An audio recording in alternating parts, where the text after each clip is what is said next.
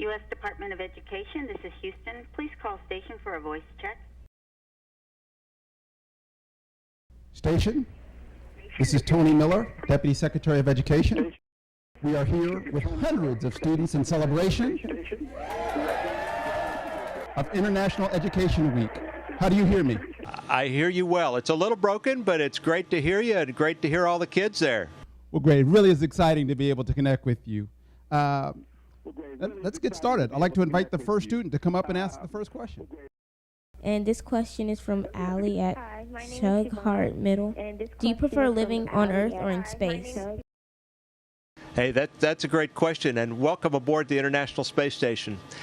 You know, this is something I've dreamed about my entire life, and so for right now, while it's my turn to be here, I'm glad I'm here, and I've dreamed about this, and I'm proud to be here. I have a big job to do, and so this is where I want to be right now. I'm also looking forward to going home in 2 weeks. I've been up here for 5 months. As of yesterday, we launched 5 months ago, and so it's been a long time away from home. And I'm looking forward to going home. And once I get home, it's time to be there. And so I look forward to being back on my favorite planet, Earth. My name's Elena, and my question is, how did your childhood, education, and peers influence your decision to join NASA? Now, that's an interesting question. I grew up in the early days of the space age. I was born 2 months after the first satellite was launched into space, the Russian satellite known as Sputnik, and grew up during the days when we were working toward the moon, and I remember watching the moon landings and dreaming about what it would be like to do that.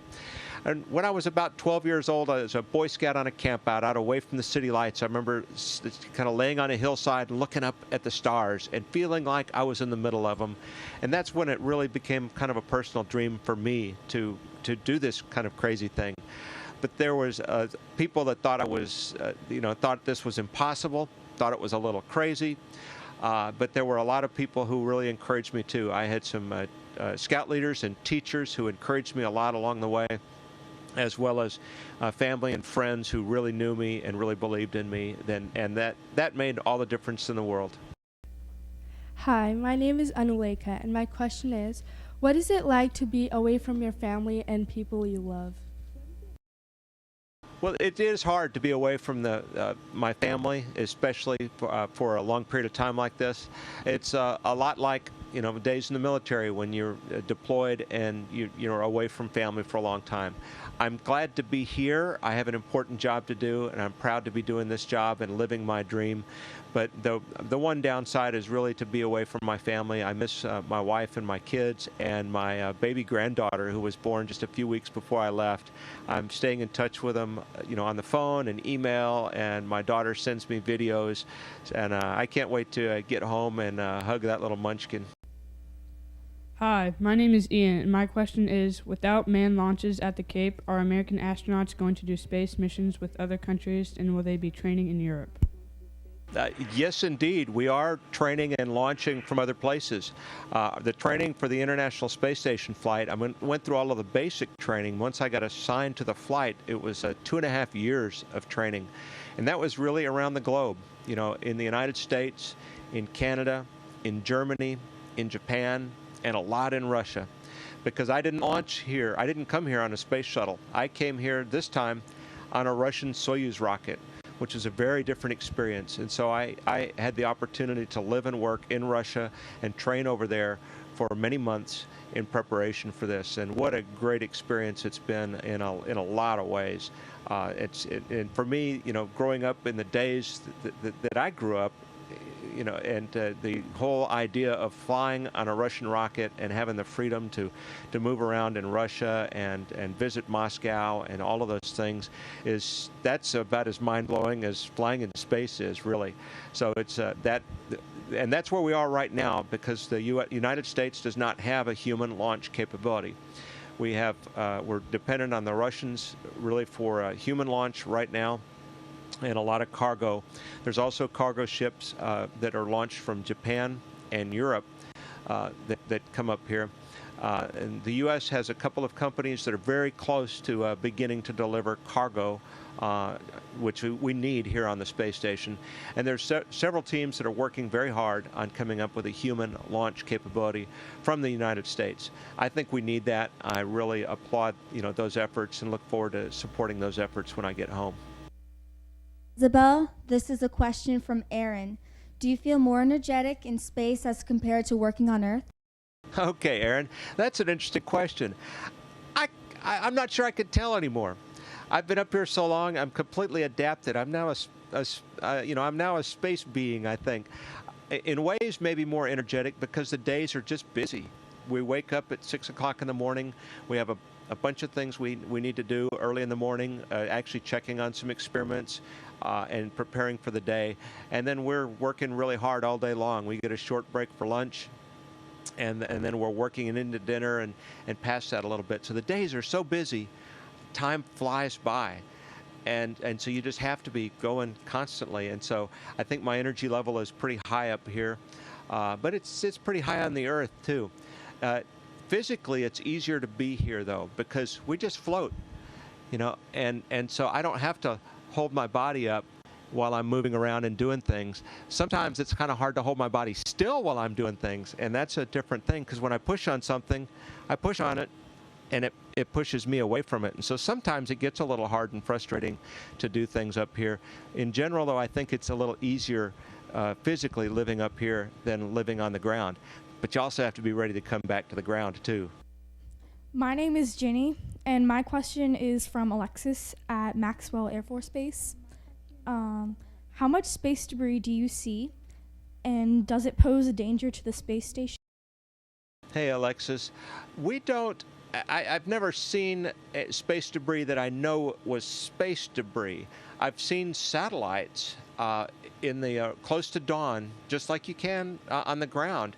On the ground, you can see us, the space station, and you can see satellites if it's just within an hour or 2 hours after sunset or just before sunrise. When we're in the light up here and the ground is dark, we had actually last night we flew over Houston, and my family went outside 2 nights ago to see us as we flew over the top. And so I was talking to them while we were in the sunlight up here, but it was already dark at home. So space debris tends to be smaller than satellites and stuff. We can't see it. It is a threat, though. It is a threat, and the ground is tracking thousands of pieces of old satellites and things like that would be a threat to us. Several times we've had to do some maneuvers where we changed the orbit of the space station to get out of the way or get further away from a piece of space junk. And there was one time, I think it was back around the end of June, where we actually found out about a piece of space junk that was coming toward us, getting kind of close. And we're not certain exactly how close it's going to be, because these things are hard to measure from the ground. But we learned about it without enough time to actually change the orbit to avoid it. And so that was a little bit scary. We had to close all of the hatches on the space station and then go into our Soyuz spacecraft just in case part of the space station got hit, so we would be safe and be ready to come home if we needed to. Hello, my name's Kate, and after my grandfather had a stroke, he underwent lots of physical therapy so that his muscles didn't atrophy. I've heard that the same is true for being in space. If so, is there an exercise regimen that you must do to limit the amount of muscle degradation? Kate, that's very good insight and a good comparison, because yes, indeed, we are in conditions up here that are very much like bed rest or somebody with an ailment like your grandfather. And so we do have to do exercises. Now, lifting weights doesn't make much sense up here where everything's weightless. But we have a kind of it's similar to a universal gym that you might see that has, it uses pressure cylinders and then kind of a series of levers and stuff. And we could do a lot of exercises that are very valuable and very beneficial for us on that. So that's the resistive exercise that helps keep our muscles strong And it also helps our bones, because you put that load on your bones. Right now, when I'm just floating around in here, my bones aren't doing their job. On the ground for you right now, your bones are holding you up, and that stimulates the bones to keep them strong. Up here, we lose bone mass. We begin to lose bone mass in hours, within hours of arriving in space. And so we have to stimulate those bones through this kind of exercise. And we do aerobic exercise for our heart and lungs and cardiovascular system using an exercise bike. I actually have it, it's right here, the exercise bike's in this room. And we have a treadmill. You might think it's odd that we have a treadmill, and we obviously can't just step onto it and start running. We have to use a harness that's a lot like a backpacking harness, and then this series of cords. It's like bungee, stretchy bungee cords that hold us down to the treadmill so we can run. And that's how we keep our heart and lungs healthy. And we have to do that every day. One of the experiments I'm doing up here is actually as a guinea pig, or I'm the guinea pig, for a new exercise plan or schedule. Less time doing the exercise, but harder or higher intensity. And so instead of just going out and running for an hour, I would go run wind sprints on the treadmill and things like that. And it seems to be working out really well. I'm excited about the program. It's a hard one to be a subject in, because that means I do a lot of sweating, but it's really good research, and it has paybacks too, because they can study in me in a few months what takes place in patients and people on the ground over longer periods of time or even years. And so by studying my body's response up here in this 6-month time, we can use that then to help other people, hopefully like your grandfather. It's Julia, and my question is, do you have to speak other languages on the ISS? Yeah, Julia, that's a very interesting question, because it is the International Space Station. There's 15 countries working together in partnership here. Right now on board the space station, we have one American, one Japanese astronaut, and one Russian cosmonaut. And so you will likely hear all 3 languages in a given day. There's more Russian and English being spoken. Every once in a while, now Satoshi and the Japanese ground control team are very fluent in English, but every once in a while, if they get into something that's very complicated and hard to translate, they'll switch over to Japanese. I don't know any Japanese. I can't get much further than good morning. But we are required to learn Russian and achieve a certain level of proficiency in the Russian language. That's because we're launching on a Russian rocket, and the displays and controls in that spaceship are all in Russian, as are the procedures. And so we have to be able to work as part of that spacecraft crew to get to and from the space station. It is interesting, though, if you listen to a conversation with the 3 of us, you'll constantly hear a mix of Russian and English being spoken, with people, preferring to speak their native tongue, but the other guys have enough understanding of it to understand what they're saying, but not quite enough over the edge maybe to speak it as fluently. And so it would be real confusing for somebody that didn't understand Russian to listen to us having a discussion over lunch. And I think that learning another language like that is really, really important, and I don't think we pay enough attention to that. That learning another language really opens your mind up to another culture, to another way, to other ideas that can't be expressed in English.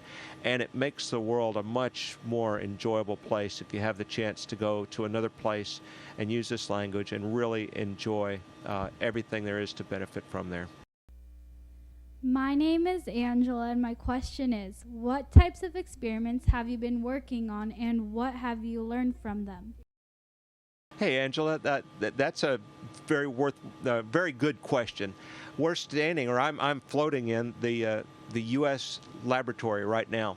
I'm surrounded by different experiments. Right above me here is a furnace that it takes special metal samples. It heats them up to very high temperatures, and then it has a very complicated mechanism inside that allows, the heating and cooling of these sample rods at different rates, and they can measure what happens to the metals. In gravity, when you heat metals up, when you melt things, the liquids will settle out based on their density, where the heavier stuff will settle to the bottom. lighter stuff rises to the top, and you get these currents that are moving inside your sample. Up here, you don't have that, and so you get a much more pure crystals. Even metal, and you can't see it, but metals, when they cool off, they crystallize, and you can learn a lot about these things. Right here is a combustion facility. We burn fires in there. It's all contained inside a special test chamber, but that test chamber is surrounded by cameras and special instruments, and we're studying flames, and not simple flames, but the physics of a flame. And really getting in, because on Earth there's a lot of the processes in a flame that are driven by gravity and buoyancy forces, and up here we don't have that. And they're studying what's called the flame boundary. What conditions are flames stable, and when do they become unstable? And they're unlocking the physics of the flame with the hope of learning more about producing combustion burners and heaters on the Earth that are a little more efficient. If you could find a way to make them just a fraction of a % more efficient on Earth, you'd be saving, millions or billions of dollars every year in energy costs. So it's things like that. We've got plant growth going on. We have fluid physics experiments going on, as well as guys like me that are the guinea pig, where they're studying my muscles and bones. There's a lot of great stuff going on up here. Commander, you've got Deputy Secretary Tony Miller coming back to you. Well, first of all, thank you so much for your service, for your willingness to be a guinea pig, and for the real inspiration that you're providing, both to me and to the students here. It's what you and the crew are doing, and the importance of science, and the importance of doing it in an international and global way, really is a great kickoff to our International Education Week, and I really appreciate your time, given your busy schedule. Well, thank you very much. The questions have been outstanding. These kids are paying attention, they are thinking, they're obviously questioning the world around them and how it works, and that's a wonderful thing. Technology gets a bad rap sometimes because technology has some downsides, and we hear about that in terms of potential global warming sources, pollution, energy crises, and things like that. But the solutions for tomorrow really come from technology too, finding ways to do that energy a little cleaner, a little cheaper, another way, finding ways to be better stewards of our air, our water, our natural resources. And those things are going to come from technology. The things that math and science, and engineering can lead you to. And I encourage the kids, there's no dream that's too big.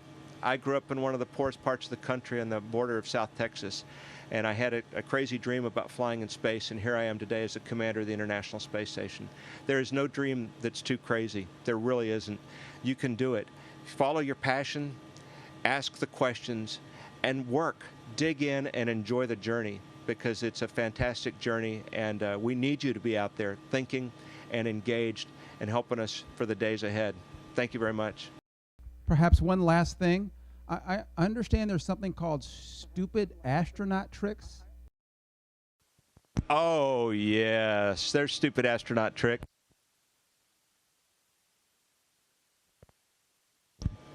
How about a chocolate-covered or a candy-coated chocolate canned peanut here? We're going to chase it down.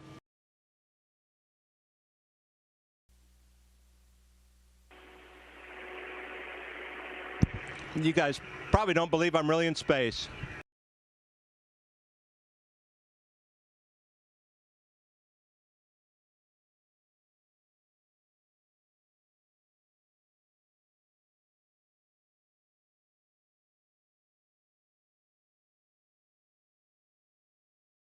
Thank you very much. You've been a great crowd, and keep asking those questions, and keep studying, keep learning, keep growing.